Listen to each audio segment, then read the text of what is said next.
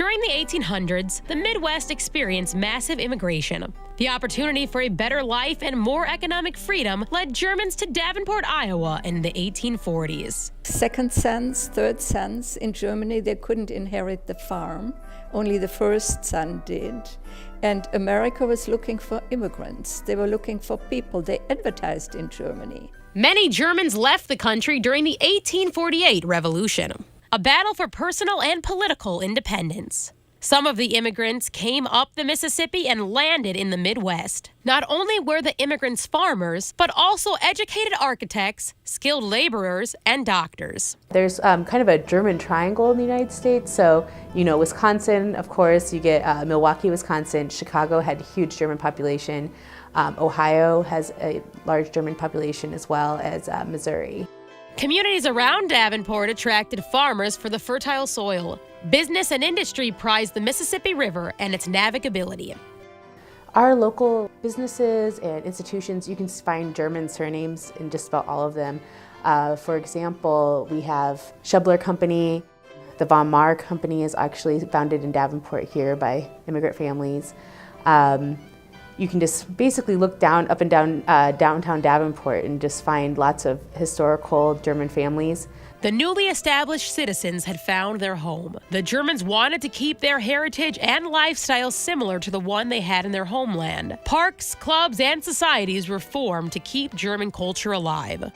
Schützenpark, a place where you could go and have a continental Sunday. You'd work 6 days a week, have your Sunday off, and go to Schützenpark. You could do shooting practice. The women weren't allowed to shoot, so they would smash crocs, and they had a huge wooden roller coaster. And you could just go and listen to music and drink beer and have delicious food and hang out with your family for the day. Up until the early 1900s, Germans lived well in Davenport. World War I and Prohibition hurt German-American culture across the country. Speaking in German was considered a war crime, and Prohibition shut down local breweries. All this government legislation could not completely deter the tenacious Germans. There were so many Germans here. They really didn't want to go with the rest of the state when Iowa enacted prohibition laws. There was a brewery on Brady Street with an underground tap room where speakeasies were held. Pretzel Alley was a rumored men's club that met in Central Turner Hall. The legend has been around for years in Davenport, but in reality, the club was an attraction that only lasted a few days during the Turner Fair in the summer of 1906. Anti-German sentiment just really made German culture go underground. Washington Square Park, where the Scott County Y is right now. There was vandalism to the German monuments there. Yellow paint was to indicate someone is a traitor. That'd be thrown on people's doorsteps. On the Lady Germania's fountain that was in the middle of the Washington Square Park. Veterans memorials for veterans of the 48 revolutions were supposedly rolled into the river.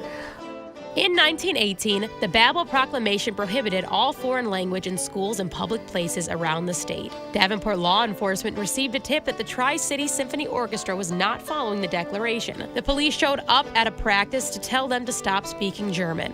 13 out of 14 members were native German speakers. Every German teacher lost their jobs along with any other person who held an authoritative position. Germans worked hard to keep their spirits high and work past the hard times. Kathleen Hofmann's mother has done extensive research on their heritage. The stories are similar to many other German immigrant families in the Midwest.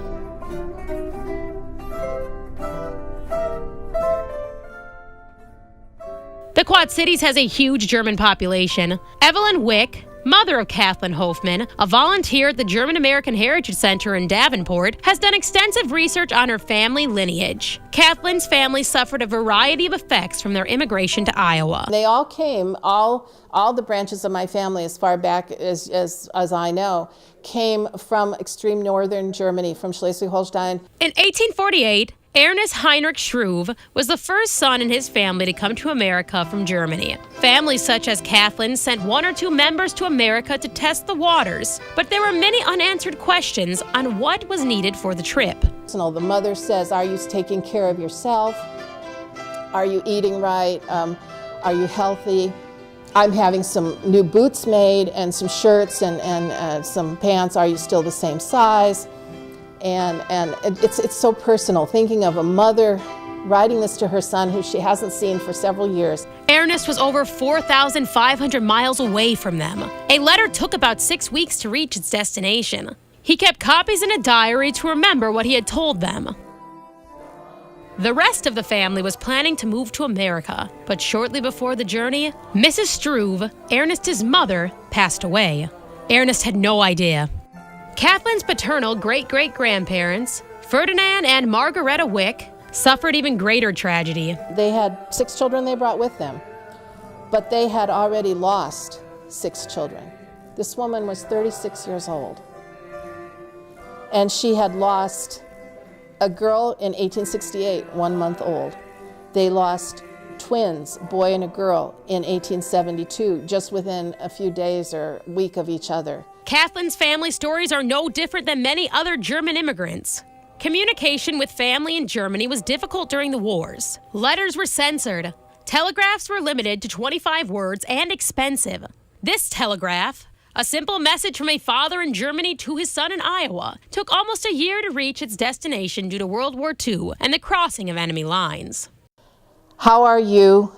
We are fine. We're all alive. Good harvest.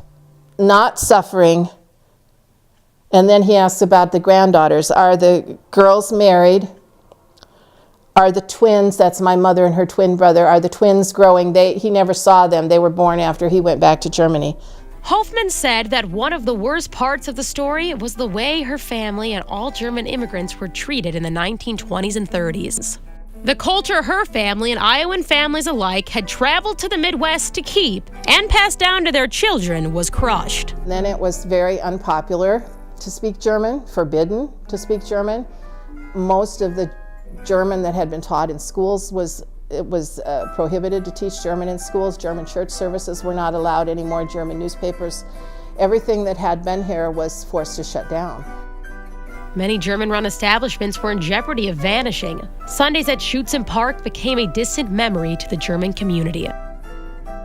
Today in the Quad City area, there are a few dedicated families keeping the German culture alive. And in the early 2000s, they decided to collect their stories and create a museum memorializing their ancestors.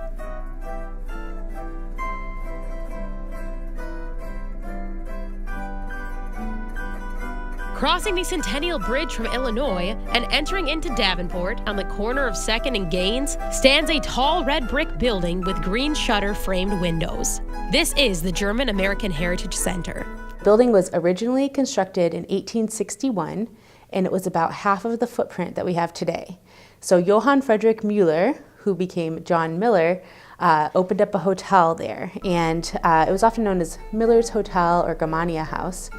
And as people would immigrate to America, a lot of them would arrive in New Orleans and take a steamboat up the Mississippi River. They would stop in Davenport and literally step off the boat, say, where am I going to sleep tonight, and find a hotel that was geared towards German immigrants, where they could find people who share the same culture and language as them. The museum has created this replica so visitors can get a taste of what Germans stayed in before they found their homes. The travelers would stay in small rooms with a bed, a chair, a window, a chamber pot for bathroom purposes, and a pitcher and sink. The German American Heritage Center building was originally the Standard Hotel, a place where thousands of German immigrants stayed in the 1800s. The building was purchased in the hopes of restoring it and turning it into a museum to honor German heritage. Restoration began in 1995, and more restoration continued in 1999. The building was opened to the public in 2000. In October 2009, the German American Heritage Center opened an expanded space, including a new large interactive permanent exhibit called the German Immigration Experience, and has 2 traveling exhibit areas. The German American Heritage Center is located at 712 West 2nd Street in Davenport. The renovations on the building were extensive. Volunteers and donations renewed this building to the beauty it is today. The people who work here do it out of their love of their heritage. They wanted to make people remember the rich history of Davenport. Many of these volunteers have been here since the start of the museum. The structures and positions the volunteers have held have changed over the years. In 2000, when they opened the building, I mentioned to the board, I had been on the board at that point, and I said, look, why don't I step off the board and work with programming? And I had a small committee, and we regularly tried to schedule at least once a month some kind of program to bring people in. The exhibit, the original exhibit, which was the immigration exhibit, was in this floor, in this space in fact. And then in the other side we had a sort of changing exhibits, small ones. And the goal was to just keep it sort of interesting. To help interest stay alive, the museum has a variety of activities for community members to participate in. Speakers, craft classes, presentations, and even a zither band are just a few of the available opportunities for people to learn about their heritage. We just try to figure out what would be interesting for the community and what would connect with the things that we're doing for exhibits. The goal always is to tell the story of immigration, tell the story of the people who came here and essentially built this community. The main exhibit on the third floor explains the story of German immigrants in the 1800s. There are plaques and interactive games for children to play and experience their ancestors' stories. So there's a lot to explain that when you come into a museum that talks about immigration and heritage, you can come into with your family, and it promotes intergenerational learning. So grandparents explaining to grandchildren and their kids even about their ancestors and their heritage and who came from where. It all becomes personalized. In a broader sense, we have it here, and people can connect to different portions of it and share their own story with their family. These people came with dreams like all other immigrants. The museum is trying its best to preserve the memory and contribution of German families to Davenport. The volunteers at the center, through all the renovations, donations, and hours of service, have led the German American Heritage Center to become a staple in Davenport, preserving the history of the town and its people for generations to come.